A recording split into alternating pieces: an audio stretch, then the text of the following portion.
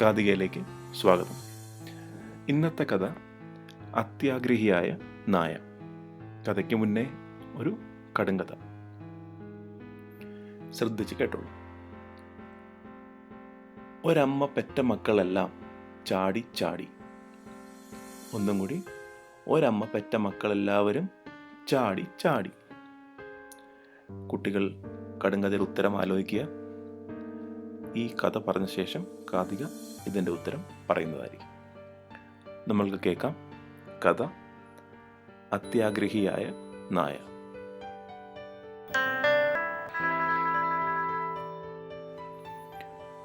ഒരു നായ്ക്ക് ഒരിക്കൽ ഒരിടത്തു നിന്ന് ഒരു എല്ലിൻ കഷ്ണം കിട്ടി, ഒരു ബോൺ കിട്ടി. അവനത് വളരെ സന്തോഷമായി. അത് എത്രയും പെട്ടെന്ന് തിന്നു തീർക്കണം എന്നവൻ ആഗ്രഹിച്ചു. ആ എല്ലും കഷ്ണവും കടിച്ചു പിടിച്ച് അവൻ വീട്ടിലേക്ക് ഓടാൻ തുടങ്ങി. ഓടി ഓടി കുറെ കഴിഞ്ഞപ്പോൾ അവൻ ക്ഷീണിതനായി. ഒരു നദിക്ക് കുറുക്കെയുള്ള പാലത്തിലെത്തിയപ്പോൾ ദാഹിച്ച നായ വിചാരിച്ചു, ഈ നദിയിൽ നിന്ന് കുറച്ച് വെള്ളം കുടിക്കാം. വെള്ളത്തിൽ കുടിക്കാനായിട്ട് നദിയിലേക്ക് കുനിഞ്ഞപ്പോൾ ആ വെള്ളത്തിൽ മറ്റൊരു നായ എല്ലും കഷ്ണവുമായി കടിച്ചു പിടിച്ച് നിൽക്കുന്നത് അവൻ കണ്ടു. സ്വന്തം പ്രതിബിംബമാണ് അതെന്ന് നായയ്ക്ക് മനസ്സിലായില്ല. കൂട്ടുകാർ വെള്ളത്തിൽ നോക്കുമ്പോൾ എന്താണ് കാണുന്നത്? നമ്മുടെ തന്നെ മുഖം നമുക്കവിടെ കാണാൻ പറ്റും. നമ്മൾ കണ്ണാടിയിൽ കാണുന്ന പോലെ തന്നെയല്ലേ വെള്ളത്തിൽ കാണുന്നത്?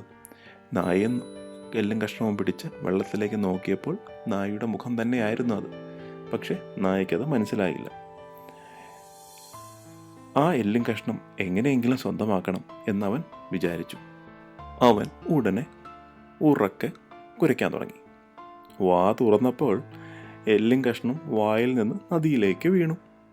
അങ്ങനെ അത്യാഗ്രഹം മൂത്തപ്പോൾ ഉള്ള എല്ലും കഷ്ണം കൂടി നായയ്ക്ക് നഷ്ടമായി. കൂട്ടുകാർക്ക് ഈ കഥയിൽ നിന്ന് എന്താണ് മനസ്സിലായത്? നമ്മൾ ജീവിതത്തിൽ അത്യാഗ്രഹിയാകാൻ പാടില്ല. ഇല്ലെങ്കിൽ നായയ്ക്ക് പറ്റിയ പോലെ ഉള്ള എല്ലും കഷ്ണവും ഉള്ള സന്തോഷവും ഉള്ള സമാധാനവും നഷ്ടപ്പെടും.